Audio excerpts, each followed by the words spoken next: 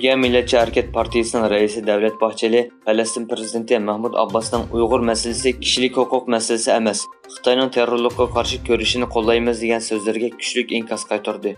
Bahçeli mundaq dedi: Uyghur Türklerini terrorchi deyish adolatsizlik ve nomussizlikdir. Palestin Prezidenti Mahmud Abbas Xitayning Uyg'urlarga qilayotgan zulmini qo'llab cho'ng bir satchilik qildi.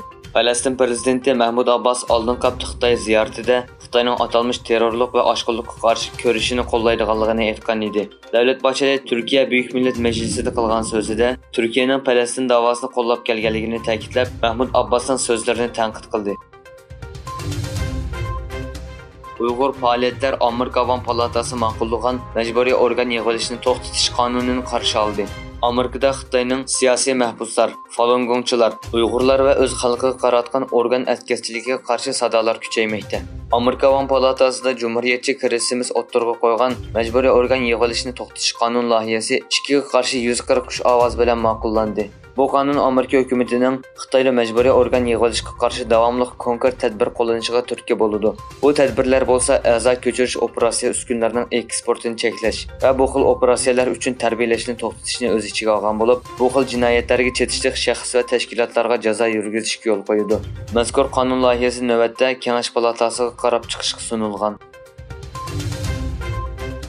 Fransiyada joylashgan Yevropa Uyg'ur instituti dunyodagi oldingi qatordagi kiyim-kechak shirkatlari ustidan arz sunib, ularni Uyg'ur avtonom rayoni va Xitoyning boshqa joylarda Uyg'urlarga qartilgan majburiy emgakni o'z ichiga olgan kishilik huquq dafsandichiligini qo'llash bilan aybladi. Yevropa Uyg'ur institutining raisi Dilnur Rayhan Nekki Osiyoga bildirishicha, arz qilingan markalarning ichida Yaponiya kiyim-kechak markasi Uniqloning Fransiya tarmoq shirkati, shuningdek Zara markasining bosh shirkati Inditex, Fransiya Modeyi, SMCP ve Amerikadagi oyoq ishlab chiqaruvchi Skechers qatorliqlar bor ekan. Faoliyatchilar xalqaro moda markalarini tekshirishni talab qilgan bo'lib, ularni Xitoy hukumatining Uyg'urlarga yurgizayotgan jinoyatlariga sherik deb ayblagan.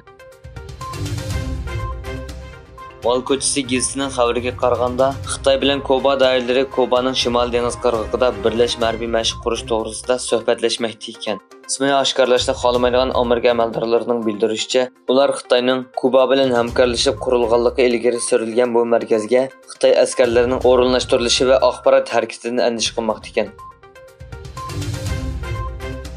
Bloomberg'ning xabariga qaraganda, Xitoy doiralari Qatar bilan har yili 4 million tonna LNG setilishini o'z ichiga olgan 27 yillik to'xtam imzolashga yaqinlashgan. Kelishimga asosan, Xitoy davlat neft shirkati Qatarning sharq-shimolidagi ishlab chiqarish o'rnining 5% payini oladi ekan.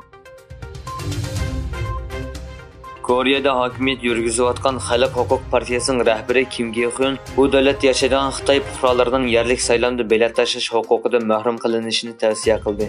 Yonhap agentligining xabariga qaraganda, Kim parlamentdagi so'zda 2022 yil 6-oyda o'tkazilgan yerlik saylamda Koreyada yashaydigan taxminan 100 ming Xitoy fuqarosining bilet tashiganligini bayon qilgan.